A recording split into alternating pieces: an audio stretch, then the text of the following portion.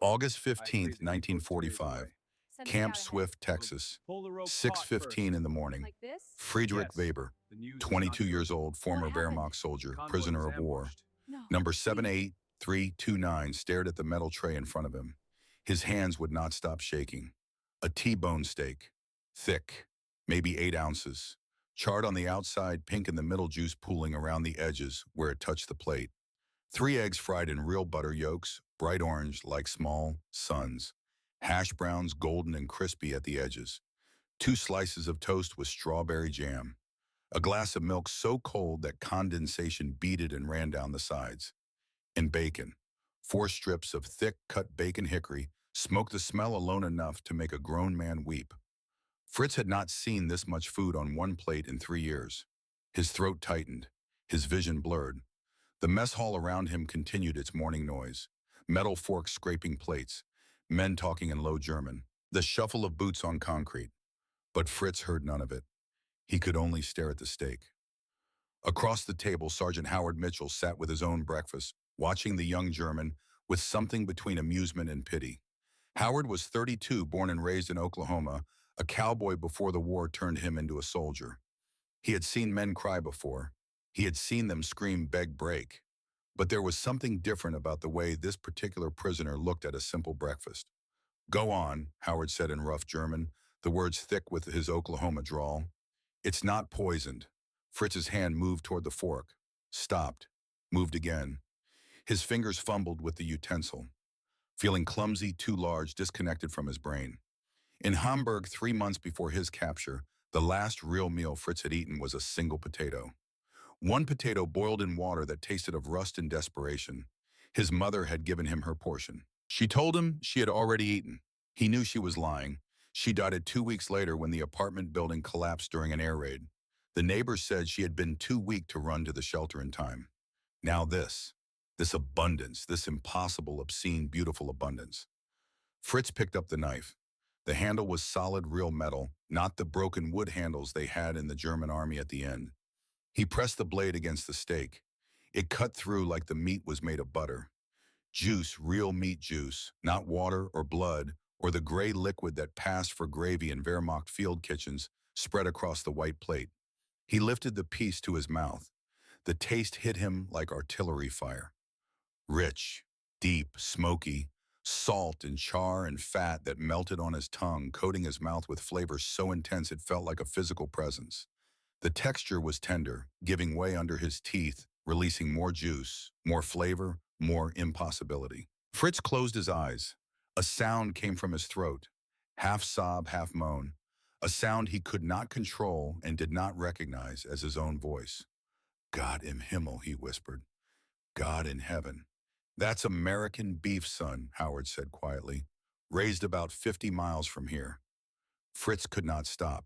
His hands moved without conscious thought on cutting, lifting, chewing, swallowing. The eggs were perfect, creamy yolks that broke and ran into the steak juice. The hash browns were crispy on the outside, soft inside, seasoned with salt and pepper. The bacon tasted like smoke and salt and fat and everything good that Fritz had forgotten existed in the world. Tears ran down his face. They mixed with the grease on his chin. He did not care. He could not care. All that existed was the food and the taste and the impossible reality that he, Friedrich Weber, enemy soldier prisoner, defeated man, was eating better than German officers ate at the height of the Reich. At the tables around him, other German prisoners stopped eating. They turned to watch. Some stared with understanding. Some looked away, embarrassed by the display. Some had tears in their own eyes. Hans Schneider, 30 years old, former artillery officer, sat 3 seats down. He put his fork down slowly. His own plate was still half full.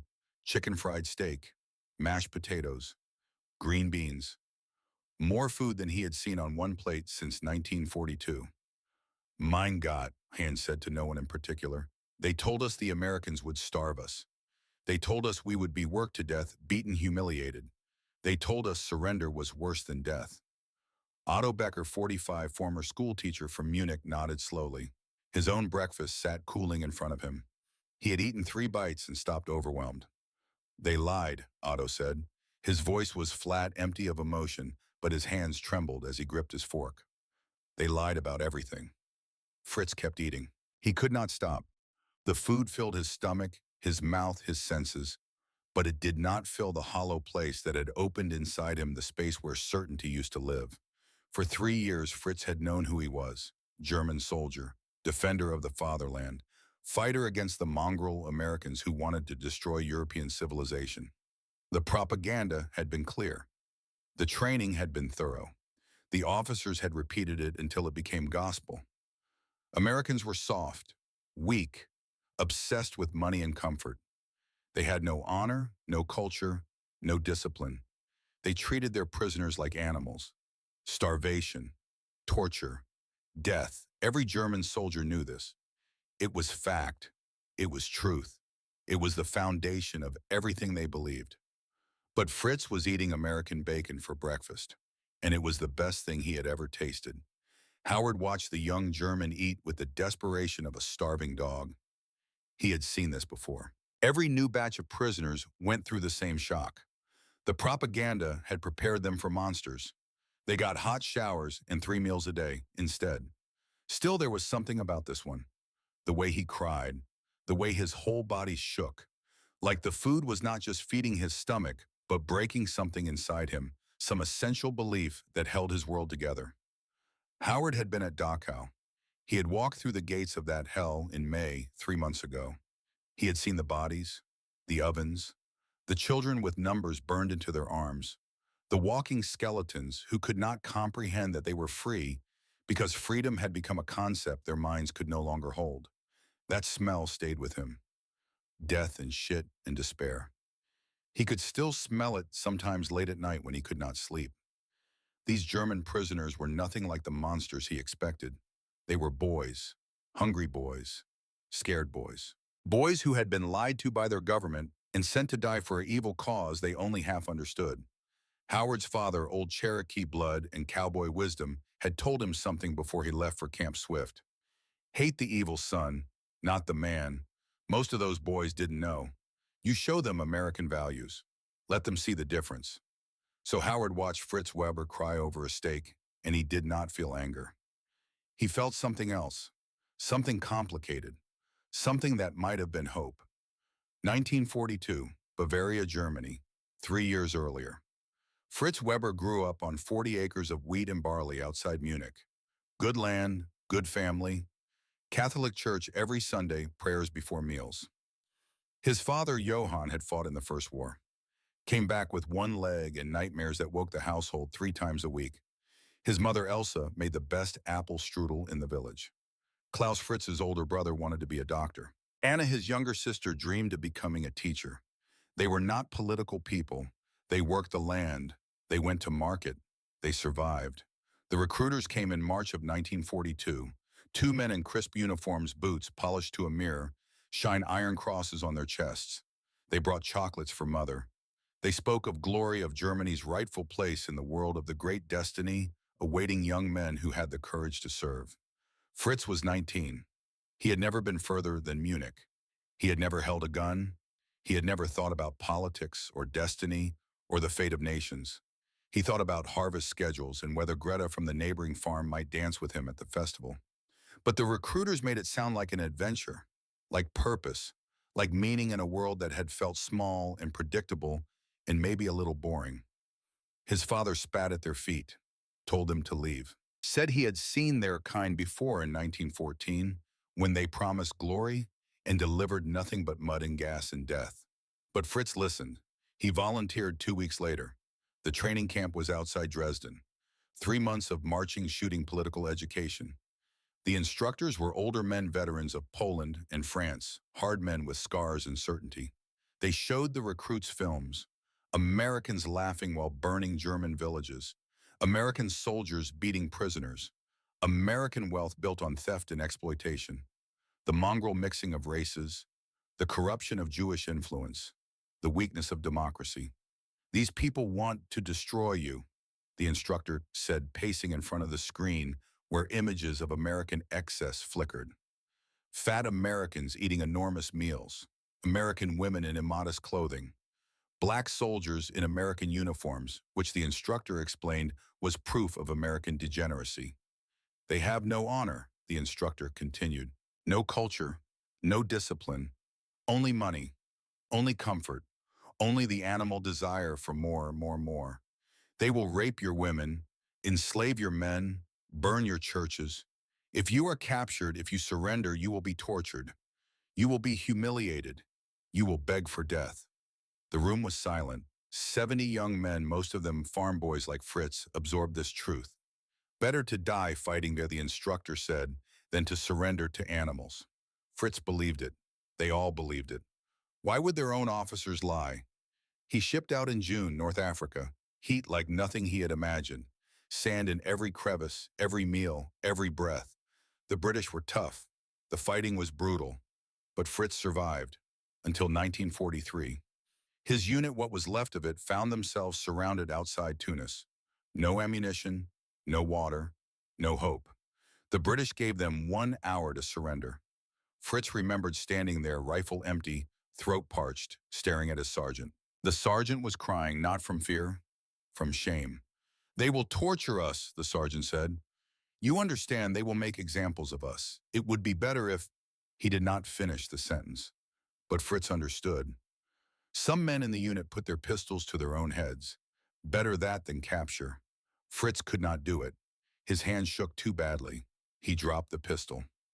He sat down in the sand and waited. The British came. They gave him water. They loaded him onto a truck. They took him to a prison camp where he was fed twice a day, given medical attention, allowed to write letters home. It was not torture. It was not death. It was tedious and boring and uncertain, but it was not the hell he had been promised. But Fritz told himself it was because the British were different, more civilized than Americans. Everyone knew Americans were the real savages. He spent 18 months in British custody. Then in July of 1945, after Germany surrendered, the British transferred thousands of prisoners to American control.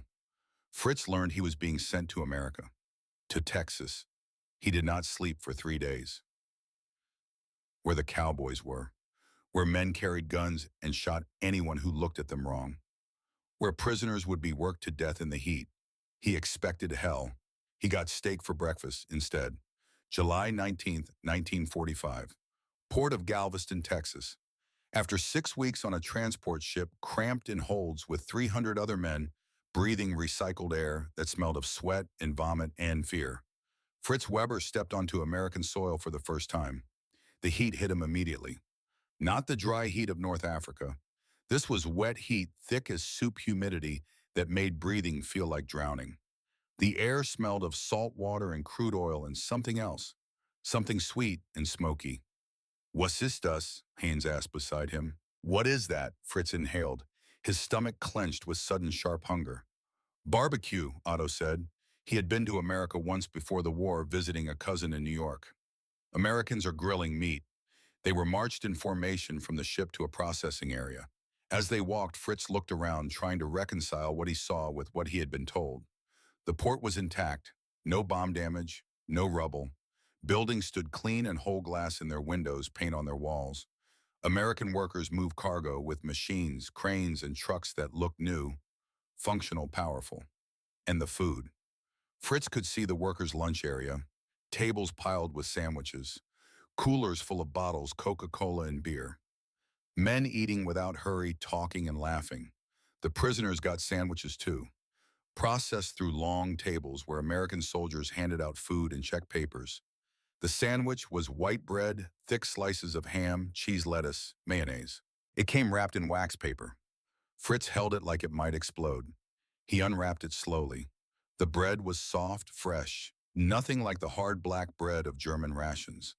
The ham was real meat, pink and tender.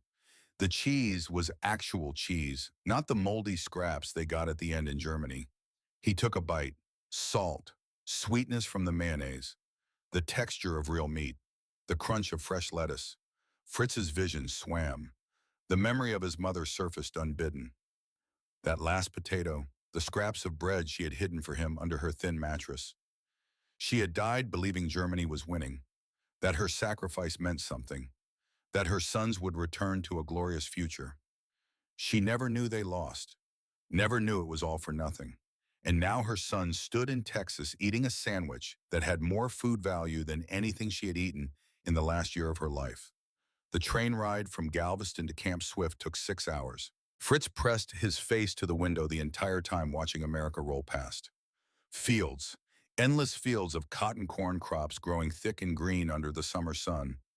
Cattle grazing fat cattle, hundreds of them, just standing in fields eating grass. Farmhouses with electric lights.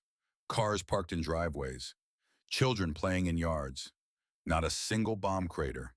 Not one ruined building. Not one burned-out tank or downed aircraft or mass grave. America had fought a war on 2 fronts, defeated Germany and Japan simultaneously, and their homeland looked like nothing had happened. The contrast stabbed Fritz somewhere deep in his chest. Hamburg was gone, 60% destroyed. Berlin was worse. Dresden was ash. His family farm still stood, but the fields were fallow, the equipment broken, the animals slaughtered for food years ago. But here was abundance. Here was normalcy. Here was a country that had waged total war and emerged untouched. What kind of power did that take? What kind of nation could do that?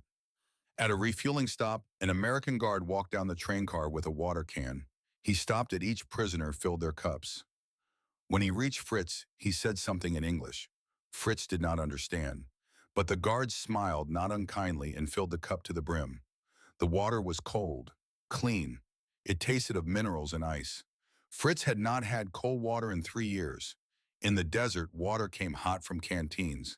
In British camps, it was room temperature. But this was cold, refreshing, abundant. The guard moved on to the next prisoner, as if giving cold water to enemies was the most normal thing in the world. Another prisoner, young, maybe 20, from somewhere in Prussia, stared at his cup of water like it was magic. "They told us," the young man said quietly, "that Americans would give us salt water, make us sick, force us to drink from toilets." Fritz did not respond. What could he say? The lies were so pervasive, so total, that reality felt like a hallucination. The train continued south, through small towns where American flags hung from every building, past schools where children played, past churches and shops, and ordinary life continuing as if war was something that happened somewhere else to other people. And for Americans it was. That realization hit Fritz hard. Germany had brought the war to America. Americans had finished it, won it, and went back to their lives. While Germans starved in ruins, Americans ate sandwiches in the sun. Not cruelty, not even triumph, just normalcy. That was somehow worse. If Americans had been cruel, Fritz could have hated them. If they had been triumphant, rubbing victory in German faces, he could have maintained his pride in defeat. But they were just normal, going about their lives, treating prisoners with casual efficiency, feeding them, giving them cold water, acting like the greatest war in human history was just an interruption in the regular schedule. The train pulled into Camp Swift as the sun was setting. The prisoners were unloaded, lined up, counted. Fritz stood in formation, exhausted, confused, hungry. An American officer stood on a platform speaking through a loudspeaker. A translator repeated his words in German. "Welcome to Camp Swift. You are prisoners of war under the protection of the Geneva Convention. You will be treated fairly. You will be fed 3 meals a day. You will have access to medical care. You will be allowed to write letters home. You will be given work details. If you cooperate, you will be treated well. If you cause trouble, you will be disciplined. But you will not be harmed. America does not torture prisoners. That is not who we are." The officer said more, but Fritz stopped listening at 3 meals a day. 3 meals, every day, guaranteed. The last time Fritz had 3 meals in one day he could not remember. Before the war, maybe 1941. Before everything went bad, they were marched to barracks, long wooden buildings with rows of bunks, metal frame beds with actual mattresses. Not comfortable, but clean, solid, real. Fritz was assigned a bunk, top level near the window. He climbed up, lay down, stared at the ceiling. Around him, men settled in. Some talked, some cried quietly, some just stared, processing, trying to reconcile expectation with reality. Tomorrow they would learn the camp rules. Tomorrow they would start work details. Tomorrow their new lives as American prisoners would truly begin. But tonight, Fritz lay in a real bed in a building that had glass in the windows and screens to keep out mosquitoes, in a camp where they promised 3 meals a day. The memories came then unbidden. His mother, his father, Klaus dead somewhere in Russia, Anna missing since Berlin fell. The lies. All the lies, everything they had been told about America and Americans and what would happen if Germany lost. And that sandwich, that cold water, that casual American kindness that felt more devastating than any cruelty could have been. Because cruelty he could have fought against. Kindness just made him question everything. Fritz closed his eyes. He did not sleep. Outside, cicadas sang. Somewhere, a radio played American music. The air smelled of Texas, of grass and heat and distance. Tomorrow, Fritz would eat breakfast at Camp Swift. Tomorrow, everything he thought he knew about the world would shatter completely. Tomorrow, he would taste American beef for the first time. And nothing would ever be the same. The breakfast moment happened on August 22nd, 1 week after Fritz arrived at Camp Swift. Fritz woke that morning to the sound of roosters, the smell of coffee, and a nervousness he could not name. The first week at camp had been routine. Roll calls, work details, meals that were adequate but institutional. Nothing had prepared him for what Jake Mitchell's ranch would offer. But to understand why that steak mattered, why it shattered Fritz's world so completely, you need to understand the man who made it possible.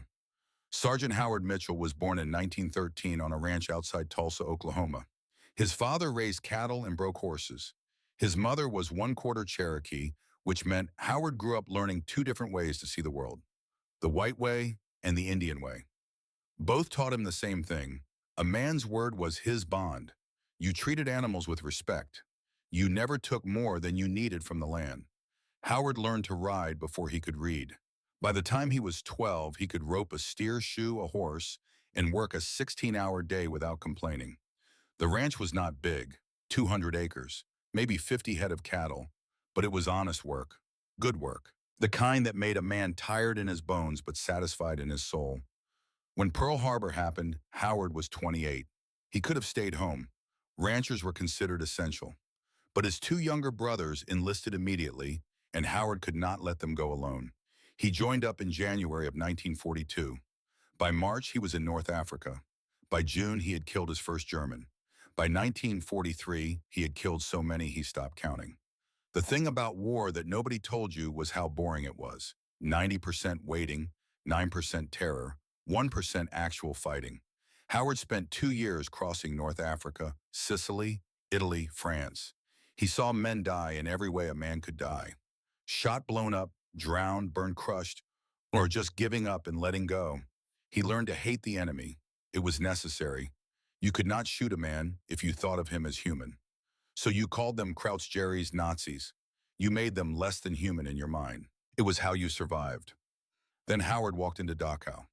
May 2nd, 1945. His unit was among the first Americans through the gates. They had heard rumors, whispers about camps, about things the Germans were doing to Jews, to Poles, to anyone they decided was subhuman. Nothing prepared Howard for the reality. The smell hit him first, sweet and rotten and chemical all at once. The smell of death on an industrial scale. Then he saw the bodies, stacked like cordwood, thousands of them, skin stretched over bone, eyes hollow, mouths open in silent screams. The living were worse than the dead, walking skeletons who could barely move. Children with the faces of old men, women weighing 60 pounds, people who had been starved, worked, beaten, gassed, burned. People who had forgotten what it meant to be human because humanity had been systematically stripped from them. Howard vomited. Then he cried. Then he got so angry he could barely see straight. He helped carry bodies. He helped the medics try to feed survivors, which was its own horror because their bodies could not process food anymore.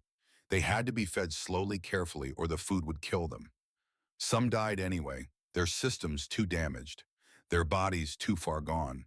One man, maybe 40 but looking 80, grabbed Howard's arm with fingers like bird bones, spoke in broken German that Howard barely understood.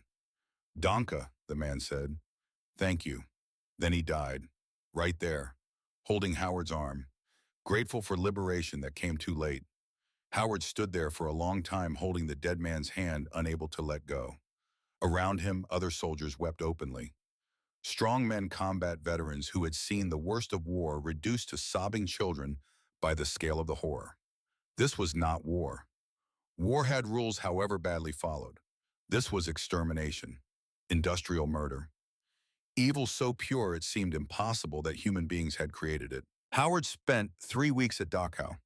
3 weeks of burying bodies, feeding survivors, documenting evidence. 3 weeks that changed him in ways he could not articulate. He took photographs. Not officially, just with a small camera he carried. He took photographs because he knew even then that people would not believe it, that future generations would call it exaggeration, that the horror was so immense, so complete that human minds would reject it as impossible. He took photographs so he would never forget, so he could never lie to himself about what he had seen. When Howard finally left Dachau, when his unit moved on to occupy southern Germany, he carried those photographs in his pack. He also carried a question that kept him awake at night. How do you hate an entire people after seeing what their leaders did? How do you separate the evil at the top from the ordinary men at the bottom? How do you look at a 19-year-old German farm boy and see a human being, not a monster? His father had told him once, after too much whiskey and too many nightmares from the First War, "Son, you can hate evil without hating every man who served it.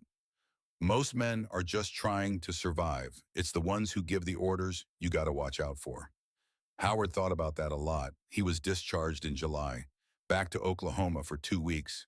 His mother cried when she saw him, said he looked older, harder, sad in a way that no homecoming should make a man sad. His younger brother Michael had died at Normandy. The other brother James came home missing his left hand. They did not talk about the war. What was there to say? Howard lasted 2 weeks on the ranch before he could not stand it anymore. Everything felt wrong, too peaceful, too normal. How could people go about their lives, worry about cattle prices and weather patterns? When he had seen what he had seen, he re-enlisted, requested assignment to a POW camp. They sent him to Camp Swift in August. His first day, the camp commander gave him a speech. "These men were our enemies. Some of them did terrible things. But the war is over. They are prisoners under our protection. You will treat them fairly according to the Geneva Convention. You will not abuse them. You will not seek revenge. You represent America now. Act like it." Howard understood, but it was hard, looking at German soldiers, even defeated ones, even young, scared ones, and not seeing the ovens, not smelling that smell. Then he met Fritz Weber. The work program started in late August. With so many American men still overseas, Texas ranchers were desperate for labor. The cotton needed picking. The cattle needed tending. Crops were rotting in fields. The Army made a deal. German POWs, the ones with clean records, no SS affiliation, no war crimes, could work on private ranches and farms. They would be paid the POW wage, 80 cents a day. They would be supervised by American guards. They would work 6 days a week, Sundays off. Geneva Convention allowed it. And frankly, both sides needed it. The ranchers needed hands. The prisoners needed something to do besides sit in barracks going slowly insane from boredom. Howard's uncle, Jake Mitchell, owned 5,000 acres about 30 miles from Camp Swift. Jake was 60, never married, raised cattle and horses his entire life. His sister Sarah, 55, and also unmarried, kept house for him and cooked for the ranch hands. He needed help. Howard suggested the program. Jake was skeptical. "You want me to trust Nazis with my cattle?" "They're not all Nazis," Howard said. "Most of them are just farm boys who got drafted. And they need to see what America really is, not what their propaganda told them." Jake thought about it, finally nodded. "All right, but you pick them, and you supervise. Any trouble, they go back." Howard picked 6 men. He watched them for 2 weeks, first learning who they were, their ages, their backgrounds, how they behaved when they thought no one was watching. He picked the young ones, the scared ones, the ones who looked confused rather than defiant. Fritz Weber was first on the list. "You want me to work on ranch?" Fritz asked when Howard approached him in the mess hall. His English was broken, heavily accented, but improving. The camp offered classes. Fritz attended every one. "My uncle needs hands," Howard said. "Cattle ranch, 30 miles from here. You ever work with cattle?" "My family had farm, wheat, barley, some chickens, no cattle." "You willing to learn?" Fritz looked at him carefully, trying to read the trap. There had to be a trap. I work hard, Fritz said finally. No trouble. I promise. I know, Howard said. That's why I picked you. 3 days later, Fritz and 5 other prisoners loaded into the back of Howard's pickup truck. A Ford F1 blue paint faded by sun, smelling of leather and motor oil and hard work. It was Fritz's first time in a civilian vehicle. The truck had a radio. Howard turned it on. Country music played, guitars and a man singing about lost love and long roads. They drove through empty Texas landscape, rolling hills covered in brown grass, mesquite trees, hawks circling overhead. The sky was so big, it made Fritz's chest hurt. In Germany, the sky felt close pressing down. Here, it went on forever. Ranch is 30 miles, Howard said over his shoulder. You work sunrise to sunset, 6 days a week. Sundays you rest. Pay is 80 cents a day, meals included. And trust me, my Aunt Sarah cooks better than camp. One of the other prisoners, a man named Wilhelm, asked nervously, what happens if we cannot do work? You learn, Howard said simply. Nobody expects you to know ranching on day one, but you listen, you try, you work hard, you'll be fine. They arrived at midday. The ranch spread out before them like something from a picture book. White 2-story house with a wraparound porch. Red barn paint still bright. Corrals with horses. Cattle grazing in distant pastures. Dogs came running barking, but not aggressive tails wagging. A woman stood on the porch. Sarah Mitchell, Jake's sister, 55, gray hair, pulled back apron over a simple dress. She held a picture of something that caught the sunlight. Welcome, boys, she called out. Y'all must be thirsty. Lemonade. Fritz had not had lemonade since he was 12 years old. Sarah poured tall glasses, ice clinking. The first sip was a shock. Cold, tart, sweet, perfect. Fritz drank it in 3 long gulps, the cold spreading through his chest. Another? Sarah asked, smiling. Fritz nodded, embarrassed. She poured again without judgment. Jake came out of the barn, tall, weathered, bow-legged, from 60 years on horseback. He looked the prisoners over with a rancher's eye, assessing, calculating. They look half-starved, Jake said to Howard. They are. Well, we'll fix that. Can't work cattle on an empty stomach. He turned to the prisoners. You boys speak English? Some, Fritz said. Good enough. You'll learn more. Now, listen, this is a working ranch. We got 200 head of cattle, 20 horses, crops to maintain, fences to fix. It's hard work, honest work. You do it right, you'll earn your keep. You slack off, you go back to camp. Understood? They nodded. All right then. Sarah, these boys need feeding before they blow away. Howard showed them the bunkhouse after. We start work tomorrow at dawn. The bunkhouse was a long wooden building behind the main barn. 6 bunks, simple but clean, windows with screens, a wood stove for winter. Better than the barracks at camp, more personal, more real. That night, Sarah called them to dinner. They walked to the main house nervously. In the dining room, a table was set for 9 people. The smell coming from the kitchen made Fritz's knees weak. Pot roast, carrots, potatoes, fresh bread, butter, gravy. They sat. The certificate trembled in Fritz's grip as he picked up his fork. Sarah served heaping portions. The meat was tender, falling apart. The gravy was rich and thick. The bread was still warm. Nobody spoke. They just ate. Fritz had 3 helpings. Sarah kept refilling plates without comment, like feeding starving men was the most natural thing in the world. After dinner, Jake poured coffee. Real coffee, strong and black. Tomorrow, he said, we start with the basics. You'll learn to ride, learn to work cattle, learn to fix fence. It ain't easy, but it's good work. The kind that makes a man proud at the end of the day. He looked at each of them in turn. You were soldiers. Now you're ranch hands. That's all that matters here. I don't care what side you fought on. War's over. This is about work, about learning, about making something instead of destroying something. You understand? Yes, sir, Fritz said quietly. Good. Jake stood. Get some sleep. Dawn comes early. Back in the bunkhouse, Fritz lay in his bunk, staring at the ceiling. His stomach was full for the first time in years. Really full. Contentedly full. The kind of full that made you sleepy and satisfied. Wilhelm whispered from the next bunk. This cannot be real. This is dream. Not dream, Fritz whispered back. This is America. Real America. Not propaganda America. How can they be so kind? We killed their soldiers. I do not know, but maybe that is point. Maybe they show us what we could have been if we had different leaders, different choices.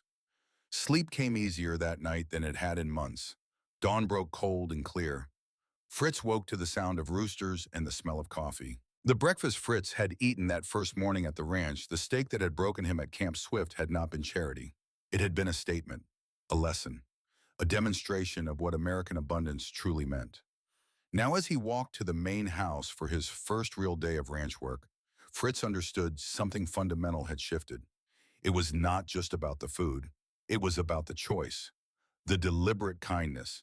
The decision to feed an enemy better than that enemy's own country had fed its soldiers. The days that followed were hard work. Fritz learned to ride a horse named Dusty, a patient quarter horse who tolerated his clumsiness. He fell off 4 times the first day. Howard never laughed, just helped him back on. Cowboy ain't made in a day, Howard said. By the end of the first week, Fritz could stay on at a trot. By the end of the second week, he could canter. By the third week, he understood why Americans love their horses. The connection between man and animal. The partnership. They worked cattle, moving them from pasture to pasture. Fixed fences in the hot sun, hands blistering then callousing. Learned to throw a rope to brand calves to doctor sick animals. Jake taught with patience. Cattle are dumb, but they ain't mean. Respect them.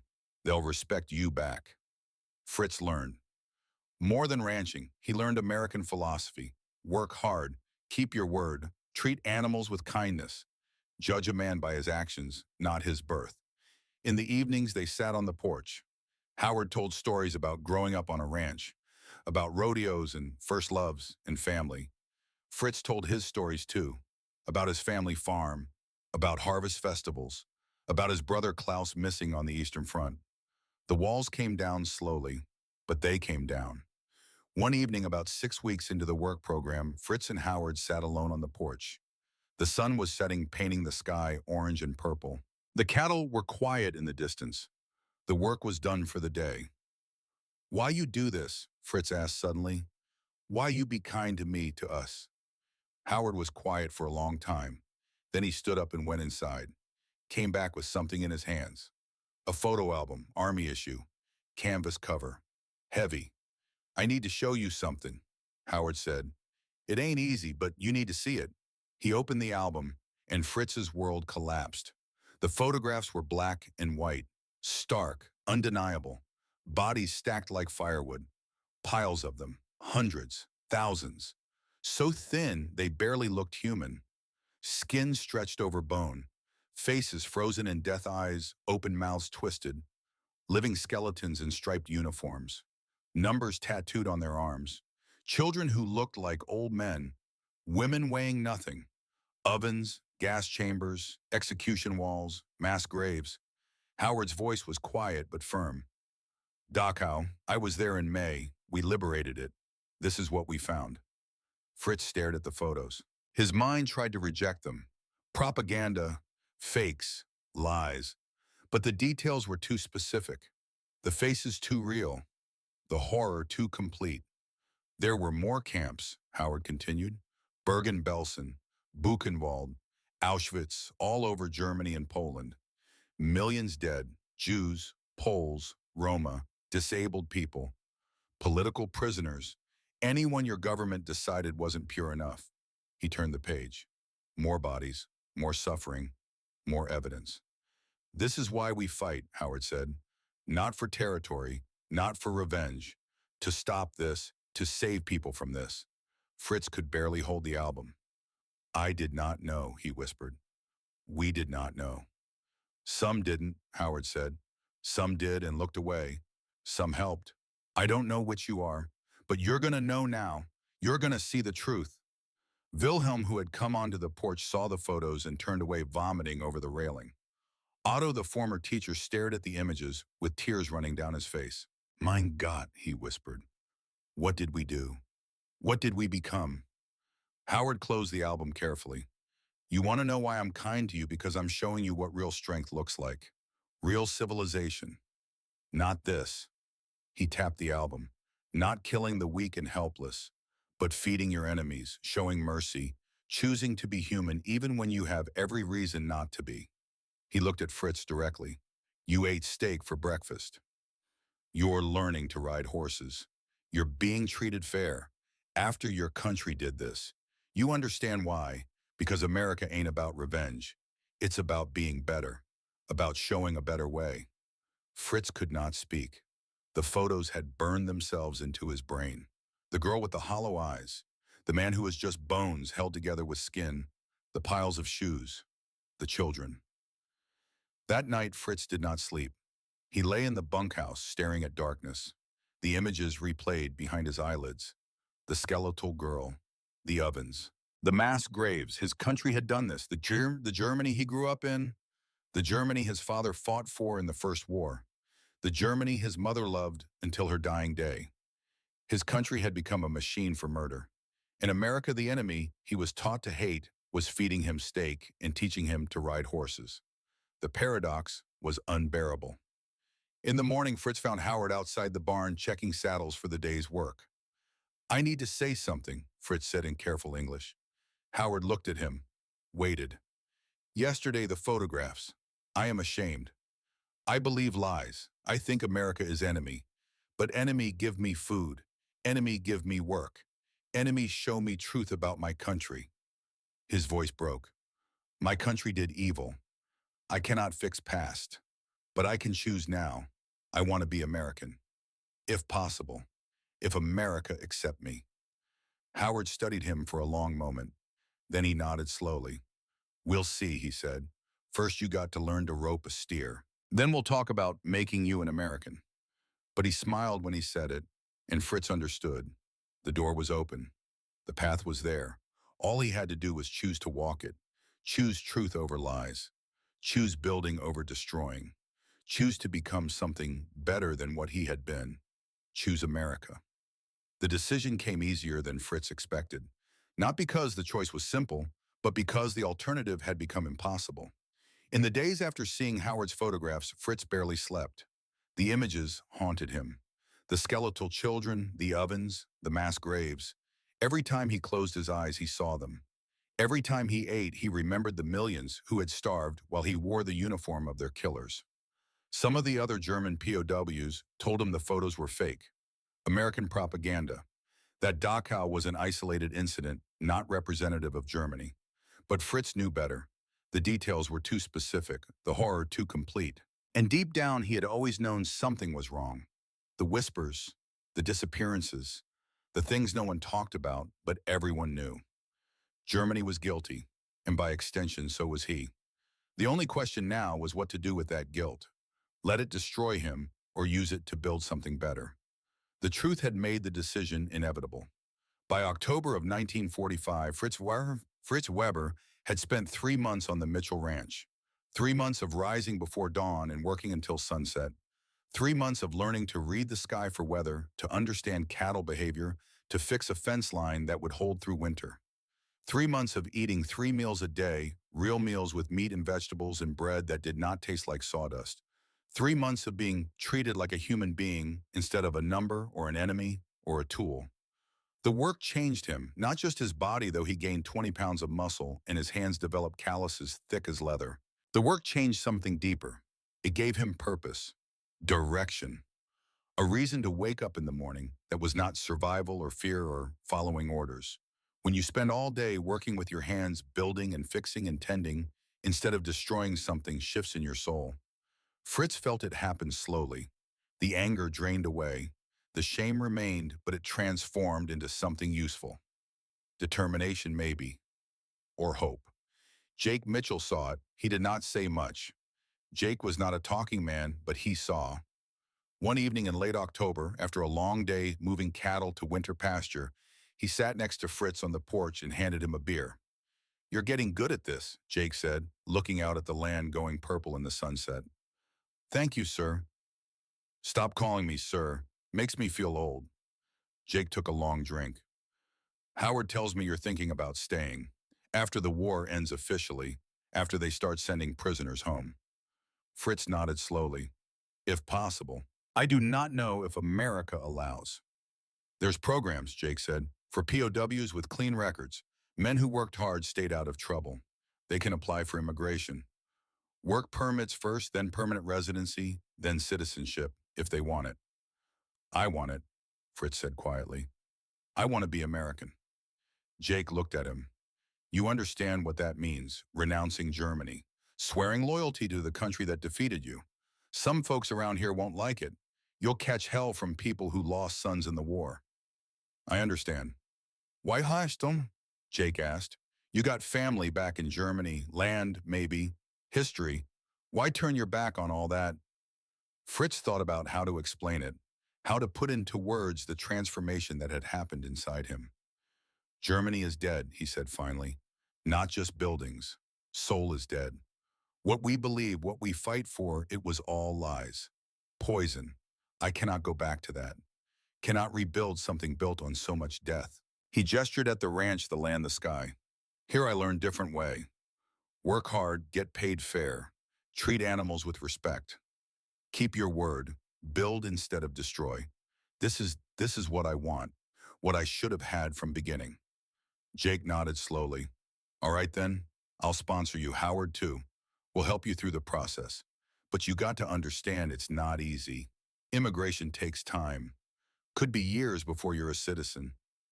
You okay with that? I am okay with anything that lets me stay. Jake stood up, joints creaking. Welcome to America then, Fritz. The hard part's just beginning. Winter came to the ranch. Cold mornings with frost on the grass. Cattle huddled against the wind.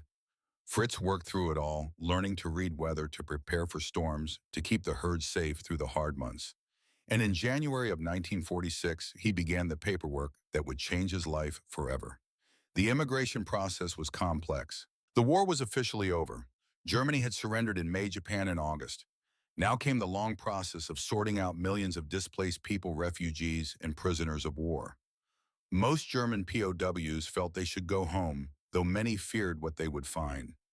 Despite everything, despite the defeat and the shame and the destruction, part of them wanted to see their families, their land, their country. Even if that country was now divided between American, British, French, and Soviet zones. Even if home was rubble. But a small percentage applied to stay. The ones who had nothing to go back to. The ones who had seen enough of Europe's endless wars. The ones who believed America offered something different. Fritz was among them. The application was 20 pages long. Every detail of his life had to be documented. Where he was born, his family history, his military service, every unit, every battle, every commanding officer. They checked for SS affiliation, war crimes, Nazi party membership. Fritz's record was clean. Wehrmacht infantry, fought in North Africa, surrendered to British in 1943. No atrocities, no camps, just a regular soldier who followed orders and tried to survive. The interview happened in March. An immigration officer from San Antonio drove out to Camp Swift. Fritz sat across a metal desk in a barracks that had been converted to an office. The officer was 50, balding with thick glasses and the tired expression of a man who had interviewed too many people with too many stories. Friedrich Weber, the officer read from the file, age 22, applying for permanent residency in the United States with intent to pursue citizenship. Sponsored by Jacob Mitchell, rancher, and Howard Mitchell, U.S. Army sergeant, currently employed as ranch hand. Yes, sir. The officer looked up. You understand you're asking to stay in the country that defeated Germany, the country that bombed your cities? Yes, sir. Why? Fritz had prepared for this question. He had practiced the English words until they felt natural.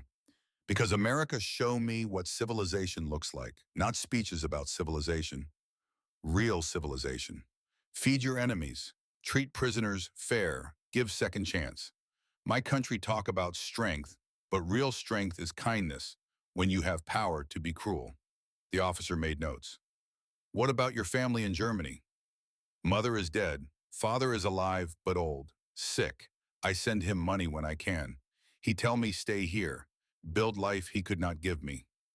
You'd be willing to renounce German citizenship. Swear loyalty to America.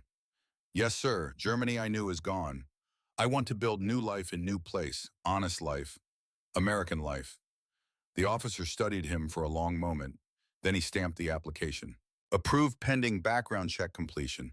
You'll receive work permit in 6 to 8 weeks. After 5 years of permanent residency, you can apply for citizenship.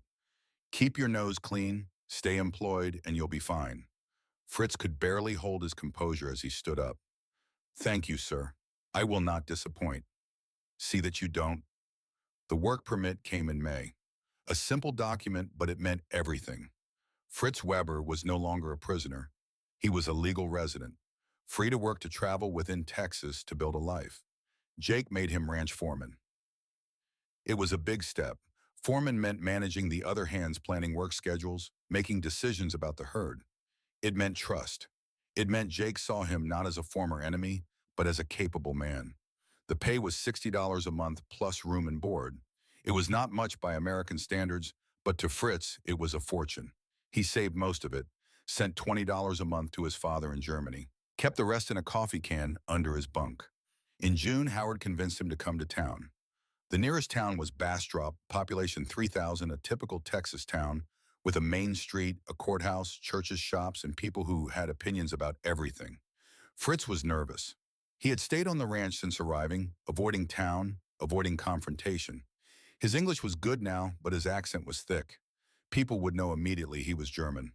You can't hide forever, Howard said as they drove the 20 miles in Jake's truck. You're going to be an American. Americans don't hide. Main Street was busy for a Saturday. Families shopping, old men sitting outside the barber shop, children running between stores. Normal American life. Fritz felt eyes on him immediately. People stared, whispered. A woman pulled her child closer as he walked past. An old man spat on the sidewalk. Howard ignored it all. Walked into the general store like nothing was wrong. Fritz followed shoulders tight, ready for trouble. The store owner was a man named Earl, 60 years old veteran of the First War. He looked at Fritz with hard eyes. We don't serve Germans, Earl said flatly. He's with me, Howard said. He works for my uncle. He's legal. Don't care, we don't serve Germans. Howard's jaw tightened. Earl, the war's over. This man didn't do anything to you. He's just trying to buy supplies. My nephew died at Normandy, killed by Germans. So no, I don't sell to Germans. Fritz felt the shame burn in his chest. He turned to leave, but Howard caught his arm. Wait, Howard looked at Earl. You know what Fritz does all day? He works cattle, fixes fences, does honest work for honest pay. He sends money to his father in Germany every month because his father's too old to work. He learns English. He goes to church. He's trying to build a decent life. Don't care. You should. Howard's voice got quiet, dangerous. Because that's what America's supposed to be about. Second chances, judging a man by his character, not where he was born. Or did your nephew die for nothing? The store went silent. Earl's face turned red. For a moment, Fritz thought he would throw them both out. Then a woman's voice spoke from the back of the store. I'll serve him.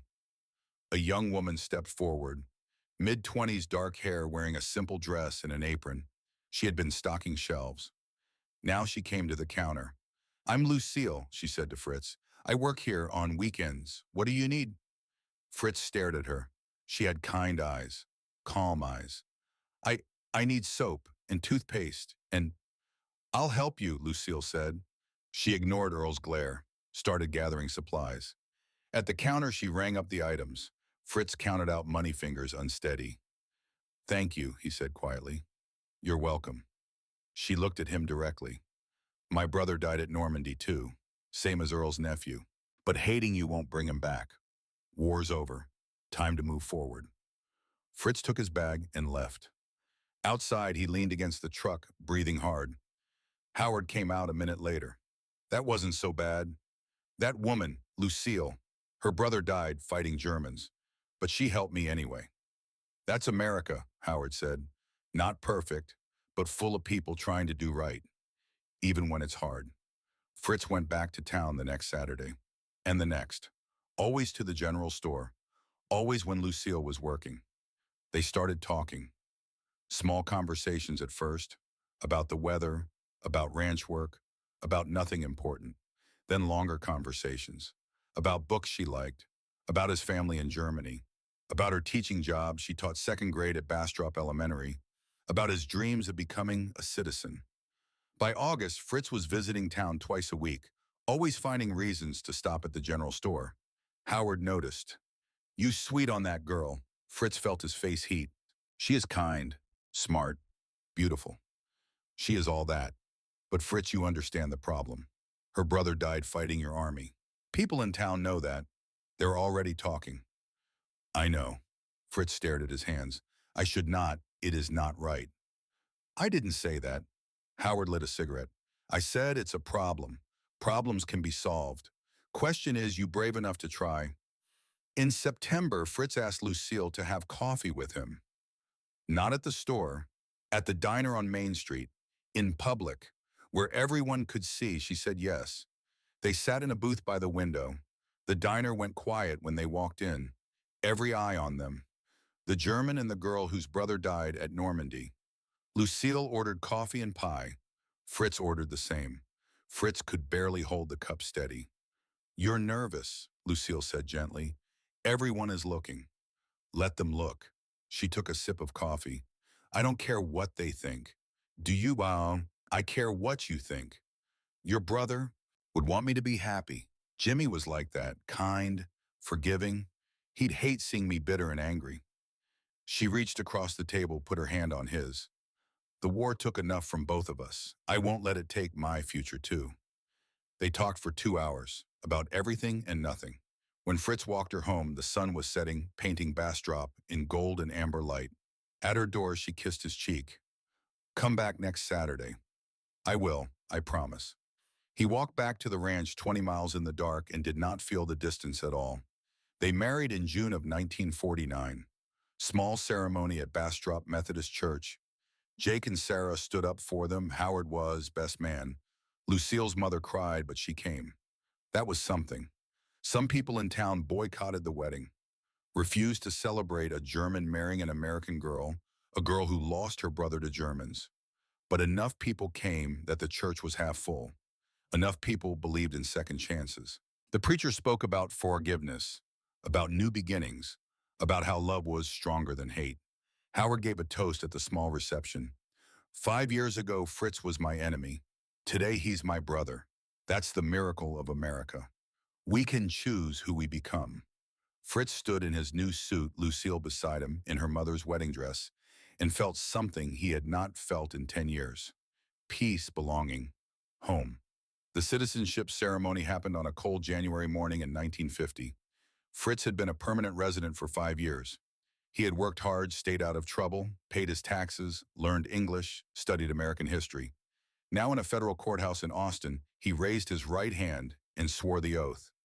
"I hereby declare on oath that I absolutely and entirely renounce and abjure all allegiance and fidelity to any foreign prince, potentate, state, or sovereignty of whom or which I have heretofore been a subject or citizen." His voice was steady. He meant every word. "I will support and defend the Constitution and laws of the United States of America against all enemies, foreign and domestic. I will bear true faith and allegiance to the same." The lies he had believed, the propaganda, the evil done in the name of his birth country, all of it renounced with these words. "I take this obligation freely without any mental reservation or purpose of evasion. So help me God." "So help me God," Fritz repeated. The judge smiled. "Congratulations, Mr. Weber. You are now a citizen of the United States of America." Fritz received his certificate. The document trembled in his grip. United States of America. Citizen. His name in official print. Outside the courthouse, Howard, Jake, and Sarah waited. They had driven 2 hours to be there. Jake handed Fritz a wrapped box. Inside was a new Stetson hat. Black felt, pristine, expensive. "Every American cowboy needs a good hat," Jake said gruffly. Sarah handed him another box. A Colt .45 revolver engraved with his initials. "Ranch tradition," she said. "Every foreman gets one." Howard handed him the last gift, an American passport, already applied for, already processed. Fritz Weber, citizen, United States of America. Welcome home, American, Howard said. Fritz could not speak. He pulled them each into a hug, this family that had taken him in when he had nothing. This country that had given him a second chance when he deserved nothing. In 1952, Fritz and Lucille traveled to Germany. Their first child, a daughter they named Sarah, after Jake's sister was 2 years old. They left her with Sarah while they made the journey. Fritz had not been back in 7 years. He prepared himself for ruins, for destruction, for the physical evidence of Germany's defeat. But nothing prepared him for the emotional weight of it. Munich was rebuilt but scarred. New buildings stood next to bombed-out shells. Streets were clean, but the people looked tired, beaten, old before their time. His childhood village was worse, half the buildings gone. The church bombed, the school closed, the population decimated by war, by conscription, by bombing, by starvation. Fritz's family farm had been sold. His father was too old and too sick to work it. He lived now in a small apartment in the village, one-room, cold water, shared toilet down the hall. Johann Weber was 67 but looked 80. One leg already gone from the First War. Now his lungs were bad from years of breathing dust and cold. He could barely walk, but his eyes lit up when he saw his son. Friedrich, he whispered. You came. They embraced. Fritz felt how thin his father was, how fragile. I came to visit Papa, not to stay. Johann nodded. He understood. You are American now. I see it. The way you stand, the way you speak. You are not German anymore. No, Papa, I am American. They sat in the small apartment, drank weak tea, talked about the past 7 years. Fritz told stories about the ranch, about Lucille, about his daughter, about building a life in Texas. Johann listened with tears running down his weathered face. I am glad, he said finally. Glad you escaped this. Glad you found something better. You could come with us, Fritz said, though he knew it was impossible. Come to America. Live with us. Johann shook his head. I am too old, too broken. This is where I die. But you live. You build family. You make something good from all this terrible. That is victory enough for me. They stayed 3 days. On the last day, Johann gave Fritz a small wooden box. Your mother's jewelry, he said. Not much, but it is yours, for your wife, for your daughter. So they know where you came from. Fritz took the box. Inside was a simple gold cross, a wedding ring, a pair of pearl earrings, all his mother had owned. Thank you, Papa. No, thank you, for surviving, for choosing life over bitterness, for becoming good man despite everything. Johann gripped his hand. I was right, you know, about the Reich, about the madness. I told you it would end in death and ruin. I was right. You were right about everything, Papa. At the train station, they said goodbye, both knowing they would not see each other again. Johann was too sick to travel, and Fritz had a life in America now. Be happy, my son, Johann said. That is all father can ask. Fritz boarded the train with Lucille, watched Germany disappear through the window, and felt nothing. Not grief, not nostalgia, not regret, just distance. Texas was home now. America was home. Everything else was just where he used to be. 1975. Summer heat baking the Texas grassland.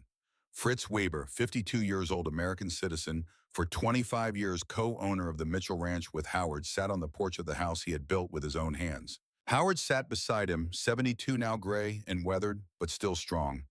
They drank beer and watched the sun set, same as they had done 1,000 times before. The radio played news. Saigon had fallen in April. Vietnam War over.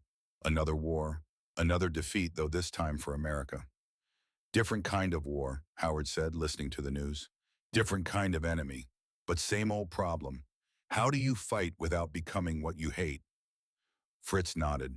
Years of reflection on that question. How war changed people.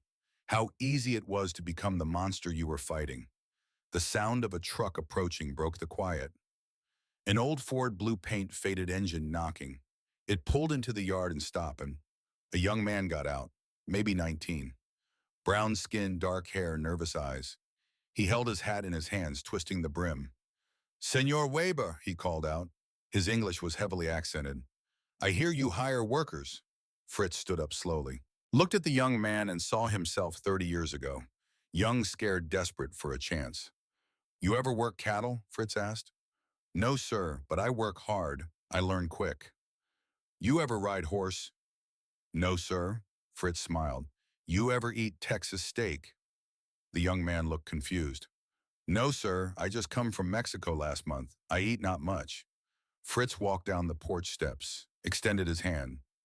My name is Fritz. What is yours, Miguel? Miguel, welcome to America. Let us get you some breakfast. Over the next months, Fritz taught Miguel the same lessons he had learned 30 years before. How to ride, how to work cattle, how to fix fence, how to be a cowboy. But more than that, he taught him what America meant. Not the propaganda, not the politics. The real America. The one that gave second chances. The one that judged men by their work, not their birth. One evening, Miguel asked him, "Why you help me? I am nobody. Illegal immigrant. I have nothing." Fritz looked at him for a long moment, then told him the story. About being a German POW, about expecting death and getting steak instead, in addition, about Howard showing him photographs of Dachau, about choosing to become American instead of staying bitter. America gave me second chance when I deserved nothing, Fritz said. Now I give you second chance. That is how it works. That is what makes America different. But I am Mexican. You are German.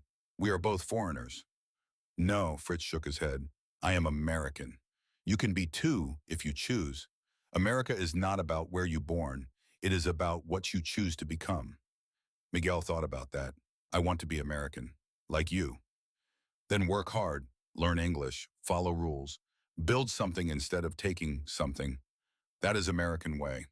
Fritz Weber died in 2004, 81 years old, heart attack in his sleep, fast and painless, which was more than many men got.